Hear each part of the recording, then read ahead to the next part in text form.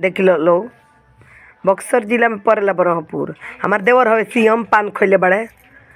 अरे जा घोड़ा के नु देखे गइल बड़े मेला, बहनिया खातिर किन के ले अइहे अपना घोड़ा।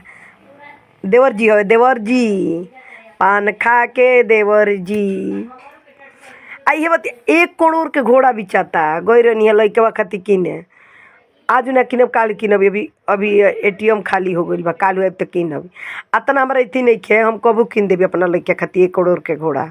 ऐसन कोनो बात नइखे। काला रंग के आ सब जानवरे में बेचाला, गाय भैंस गाधा गुदही मिदही तिकही सांप बिच्छू बिछखपड़ा बकरी बाछी बाछा कुत्ता मच्छर उड़ीस सब बिचाला। जेकरा जौन किने के बा तौन तौन किन ली। आ 2 तारीख के रेस बा, चलिए हो लोग। जेकर देखे के बाद से 2 तारीख के चलिए हाली देखे। 2 तारीख के रेसो बा, मच्छर गधा पिलुआ सब के रेस बा, देख लियो लो बढ़िया से। हम तो जाइब 2 तारीख के, ऐसा कोनो बात नहीं, हम छोड़म ना रेस, देख लियो लोग आई के। 2 तारीख के हुई नु रेसवा तो हम आइम नु। तो जेकर जेकर हमरा से संगे फोटो खिंचाव हइयो घोड़वा हो, काल आइब तो किनब। 2 तारीख के आ जाइब तो किन देब, काल ना। आ जेकर जेकर खिंचावे के हमारे संगे फोटो होई नु से खिंचा ली, हमारे संगे मिलियो ली। हम क्वेश्चन बानी, कोनो ज़्यादा लाम ना हई, नाटे हई, उतना हम इतनी नहीं की। देखत रहियो लोग, हमार देवर जी बाड़े उजा।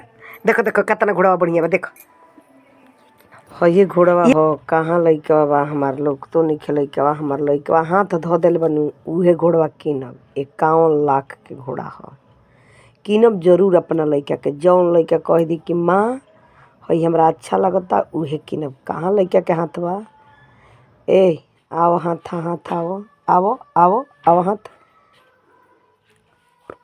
आ देखो एथी 80,000 के गाय किनब। दूध करी पूरा, नाती उती बाड़े 100 गो 50 गो खइहे सो, दूधवा के पीहे सो।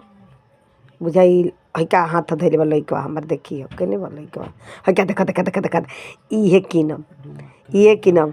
2 रंग के एकर आँखी बा, 2 रंग के आँखी बा। 51 लाख एकर दाम बा, इहे किनब। हमार लइका सुहरौला से नु देखलू है लोग नु, यूट्यूब पर लोग देख लो। इहे किनब, लइका जौन कह दी तौन हम किन देब। भले अपन एगो किडनी बेची देब, चाहे दोनों किडनी बेची देब, बेच के किन देब। उतना पैसा ना रही तो किडनी बेच के पड़ी नु, किडनी बेच के किन देब। हम अतना लइका से प्यार करनी तो हम लोग बेचे लू लोग। मेला में बहुत उजर घोड़ा आइल बा, जेकरा जेकरा मन बनू से किनो। आ जेकरा पैसा घटी नु से हमरा भी फ़ोन नंबर दे देतनी, ओपर फ़ोन करी, हम वही पर पैसा फ़ोन पे कर देब। हम फ़ोनो पे करेनी, अपन किडनी बेची देब, अपन हार्ट बेची देब, अपन कूड़ी दे के पुर्जे पुर्जे बेच के सब कोई के हम घोड़ा हाथी किन देब।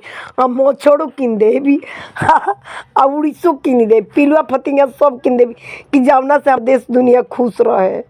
ई ना करब कि नथी किनब। पिलुआ फतिंगा उड़ीस बिलाई कुकुर सुगा तोता सब चिड़ई सब चीज़।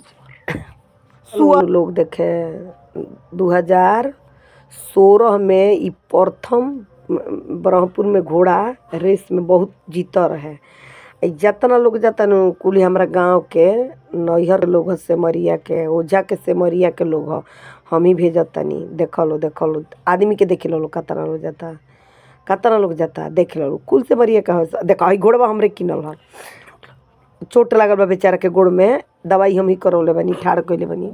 हम डॉक्टरों हई, ऐसा कोई बात नहीं, सब चीज़ जाने नी।